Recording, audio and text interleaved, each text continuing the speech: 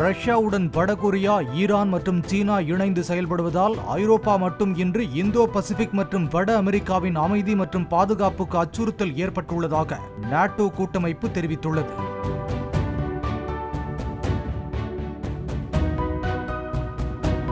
France அதிபர் Emmanuel மேக்ரானை சந்தித்த பின் செய்தியாளர்களிடம் பேசிய நாட்டோ பொதுச் செயலாளர் மார்க் ரட், ரஷ்யாவுக்கு ஆதரவாக வடகொரியா படைகளையும் அனுப்பியுள்ளதால் ஐரோப்பா மற்றும் அமெரிக்க நாடுகள் ஒன்றிணைய வேண்டும் என்று அழைப்பு விடுத்துள்ளார்.